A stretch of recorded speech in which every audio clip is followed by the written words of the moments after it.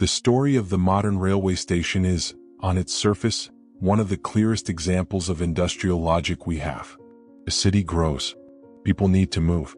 Engineers build infrastructure to match that movement. The sequence feels almost too obvious to question. Demand arrives first, construction follows. That is, after all, how practical societies have always worked. Except the numbers don't quite line up. When you look at the construction dates of some of the most celebrated railway terminals in the Western world, not their renovation dates, not their expansion phases, but their original build dates, and then compare those dates against the actual passenger volumes those terminals were designed to handle, something becomes immediately uncomfortable. Not slightly off. Not within a reasonable margin of engineering optimism. The gap, in several cases, is measured not in years but in decades. This video explores historical interpretations and unanswered questions found in existing records. It does not present definitive conclusions. Let's begin with what we know, officially and without dispute. The mid to late 19th century was a period of extraordinary railway expansion across Europe and North America. Steam locomotion had proven itself viable. Investment was pouring in from private capital, national governments, and increasingly from municipal authorities who understood that connectivity meant economic relevance. Cities that had rail access grew faster. Cities that didn't were quietly left behind. The incentive to build was enormous, and the pace of construction reflected that incentive. By most accounts, this was rational infrastructure development responding to a genuine and growing need. That framing is not wrong, but it is perhaps incomplete.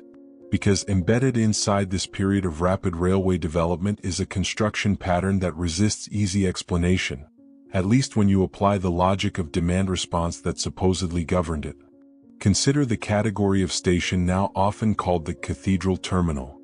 These are the grand civic railway structures, the ones with soaring vaulted ceilings, ornate stone facades, vast interior concourses, multiple redundant entry and exit points, and passenger handling capacities that seem almost theatrical when measured against the towns and cities they originally served. These are not facilities built to handle the traffic of their era. They are facilities built to handle traffic that, in some cases, their designers could not possibly have anticipated at the time of planning. Take the structural logic of a major terminal built in the 1870s or 1880s in a mid-sized industrial city. The urban population at the time of groundbreaking might be 80,000, perhaps 100,000. The station being constructed has a daily handling capacity, based on platform length, concourse area, and egress design, of 30 or 40,000 passengers. That means the terminal was designed with the assumption that somewhere between a quarter and a third of the entire city's population would be moving through it every single day. That does not match how people moved in the 1870s. Even accounting for visitor traffic, commercial travel, and regional commuters arriving from surrounding townships, the actual daily passenger volumes at these stations in their early decades of operation were a fraction of their design capacity. Records from station operators, railway company annual reports, and civic census data from this period consistently show terminals operating at somewhere between 15 and 40% of the capacity they were built to accommodate. This alone might be explainable. Optimistic investors, civic ambition, architects designing for prestige rather than practicality. These are reasonable interpretations, and historians have offered them. The problem is that the pattern isn't isolated to one or two famous examples. It recurs. Across regions, across nations, across different railway companies operating under entirely different ownership structures and financial incentives. The scale mismatch appears with a consistency that resists the explanation of individual ambition. Think about what it actually costs to build a cathedral terminal. The foundations alone, cut stone, iron reinforcement, the engineering required to manage the load-bearing requirements of a massive vaulted roof, represent an enormous capital commitment before a single rail has been laid or a single ticket sold. Railway companies in this era were not reckless with capital. They were, in most cases, intensely accountable to shareholders and to bond markets. Every major construction decision was subject to scrutiny. Overbuilding at that level of expense, repeatedly, without a coherent commercial rationale, creates a question that the standard historical narrative doesn't quite resolve. What were these buildings actually designed for? The official answer, that they were civic monuments, expressions of industrial confidence, symbols of national progress, is not wrong. But it is curiously disconnected from the practical engineering embedded in their design. Civic monuments do not require 12 simultaneous departure platforms. Symbols of progress do not require subterranean passenger routing systems capable of managing directional crowd flows that the street-level population of the city could barely have filled. These are not decorative choices. These are operational choices. And operational choices in engineering reflect anticipated use cases. Some researchers who study 19th century infrastructure development have begun to examine this timing question more carefully. Their interest is not in the aesthetic grandeur of these terminals, that has been extensively documented, but in the relationship between design capacity and actual use across the first 20 to 30 years of a terminal's operation. What they find, repeatedly, is a gap that is difficult to attribute purely to optimism. There is a further complication that these researchers point to. In several documented cases, the supporting infrastructure surrounding these terminals, the road networks, the urban transit connections, the hotels and commercial districts that typically develop organically around major passenger hubs, also appears with unusual speed. Not sprawling out over decades as one might expect from organic urban development, but presenting in some cases within remarkably compressed time frames after the terminal's opening. Systems that typically take a generation to develop appear as if they were already anticipated. That word, anticipated, sits at the center of an unresolved question in the historiography of 19th century urban infrastructure. Not a question about fraud or intent or any actor's motivation. Simply a question about sequence. About what the designers of these facilities believed they were building toward, and whether that belief had a foundation in information or projections that are not fully visible in the surviving record. The capacity was there before the crowds arrived, in some cases by decades. And the crowds, when they finally did arrive, found buildings that fit them almost perfectly, as though the fit had always been the intention. The pattern becomes harder to dismiss when you stop looking at individual terminals and start looking at the map. If the overcapacity construction of grand railway stations were a local phenomenon, the product of one particularly ambitious city council, or one unusually optimistic railway company, or one architect with a tendency toward excess, it would register as an anomaly. Anomalies are comfortable. They can be named, filed, and set aside. What is far more difficult to accommodate intellectually is when the anomaly turns out not to be an anomaly at all. When the same structural pattern, terminals built decades ahead of their practical demand curve, appears across geographically separate regions, under different governments, financed by entirely different capital structures, and arriving at roughly the same historical moment. That is not an anomaly. That is a pattern. And patterns, in investigative research, invite a different category of question. Begin with the United Kingdom, where the railway age was born and where the documentary record is among the richest in the world. The great London terminals, not all of them but several, were constructed or substantially designed during a window stretching roughly from the 1840s through the 1880s.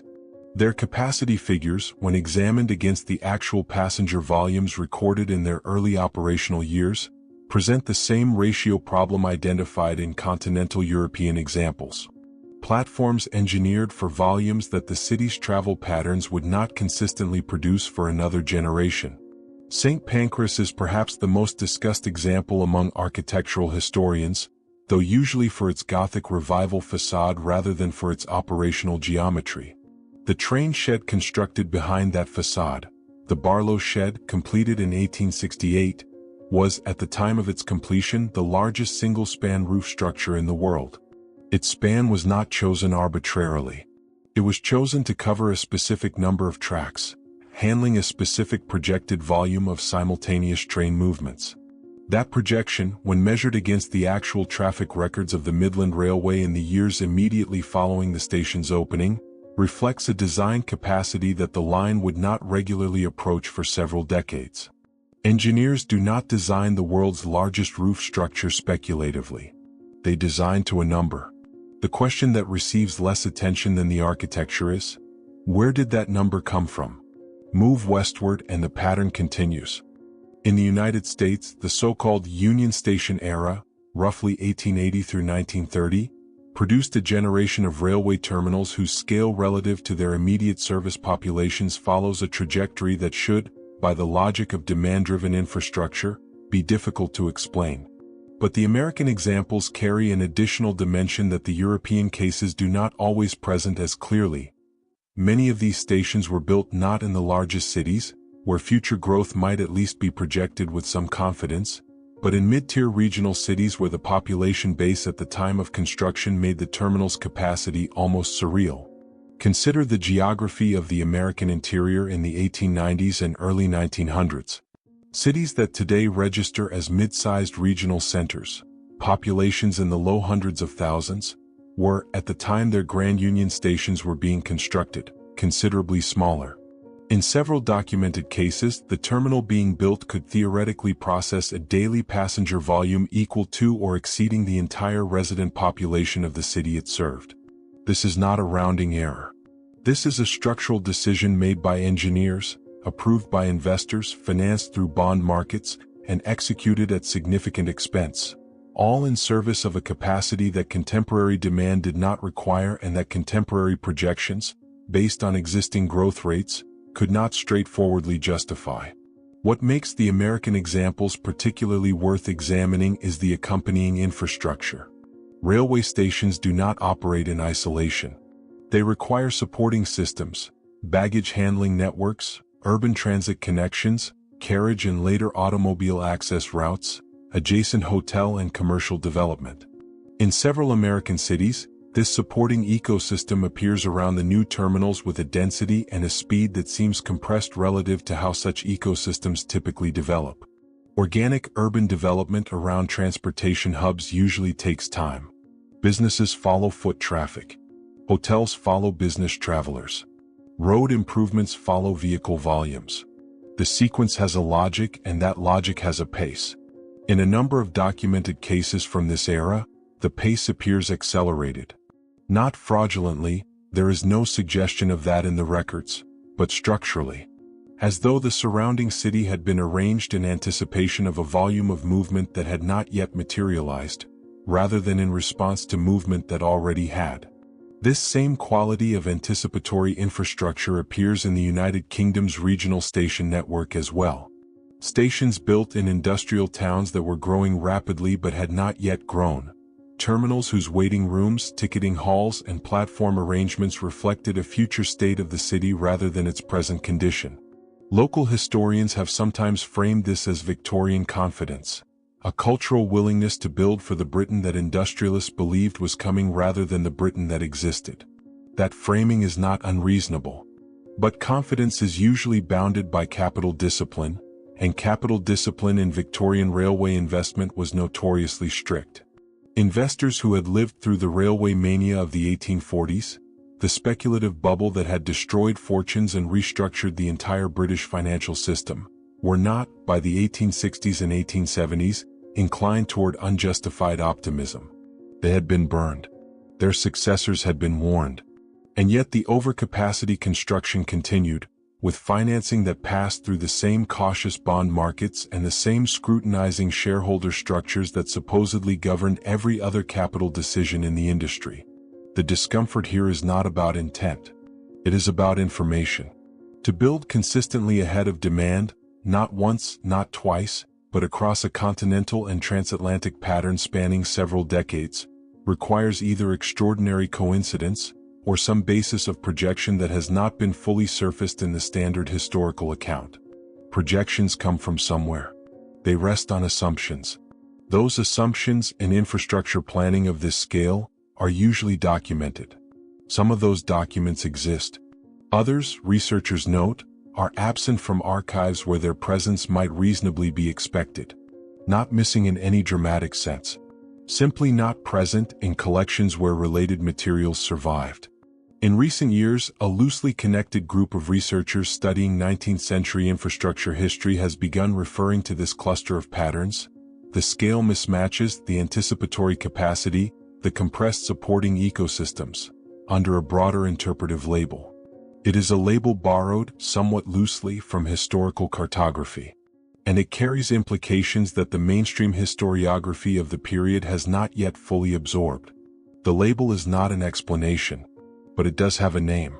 The word Tartaria appears in maps. That is, perhaps, the most grounded and least contested starting point for understanding what the term actually means in its historical context. Before it accumulated the weight of modern interpretation, before it became a label attached to YouTube thumbnails and alternative history forums, before it was either celebrated as suppressed truth or dismissed as fringe fantasy. In its original cartographic usage, Tartaria, or Tartary, referred to a vast and loosely defined geographic region spanning much of Central and Northern Asia. It appears on European maps from the 16th century onward, drawn and redrawn by cartographers who were themselves working from incomplete and often second-hand geographic intelligence. It was, in the language of those maps, a name for territory that was known to exist but not fully understood. A placeholder for complexity that European cartographic systems had not yet resolved. That original meaning is important to hold on to, because the term, in its contemporary usage among researchers examining 19th century infrastructure anomalies, has drifted considerably from its cartographic origins. And understanding that drift, what it reflects, what it reaches for, and where it falls short, is necessary for any honest engagement with the questions this documentary has been tracing. Some researchers, working primarily outside institutional academic frameworks, have applied the Tartaria label to a broader interpretive theory. In its most developed form, this theory proposes that the architectural and infrastructural patterns visible in 19th century Western construction, the grand terminals, the overcapacity civic buildings, the ornate public structures appearing in cities that seem too young and too small to have produced them organically, represent physical remnants of a prior civilizational layer. A layer that was, in this interpretation, more advanced, more globally connected, and more architecturally sophisticated than the official historical timeline acknowledges. It is important to be precise about how this theory is being presented here. It is being presented as an interpretive framework that exists, one that has attracted a significant and growing audience, that has produced an extensive body of amateur research, and that raises questions worth examining seriously, even where its conclusions remain unverified. It is not being presented as established history. It is not being presented as proven. The mainstream historical and archaeological communities have not validated its core claims, and several of its specific assertions have been directly contested by professional historians working in relevant fields. What is worth examining, however, is the question the theory is responding to, because theories do not emerge from nothing. They emerge from gaps, from places where the available explanation feels insufficient relative to the observable evidence. And the observable evidence, in the case of 19th century infrastructure capacity, does present gaps that the standard historical account has not fully closed. One interpretation, entirely within conventional historiography, is that the overcapacity construction visible in railway terminals and civic buildings of this era reflects the combined effects of elite aesthetic ambition, civic competition between cities, and the structural optimism of a period in which industrial growth seemed genuinely unlimited. Under this interpretation, the buildings were large because the people who commissioned them wanted to project power and permanence. The capacity mismatch was not a mystery, it was a statement. Builders building for posterity, not for present use. This interpretation has genuine explanatory power. It aligns with documented motivations expressed by architects, city planners, and railway executives of the period. It does not require the existence of any prior civilization or any disruption of the historical record. It is, by the standards of conventional scholarship, the most parsimonious available explanation. A second interpretation, favored by some researchers studying the economic and engineering history of the period, focuses less on aesthetics and more on information asymmetry. Under this reading, the capacity figures embedded in these terminals reflect access to demographic and economic projections that were more sophisticated and more accurate than the public record of the era suggests was available. Railway investment in the 19th century was guided by private intelligence. proprietary surveys, confidential government population studies, internal commercial intelligence networks that did not find their way into published reports.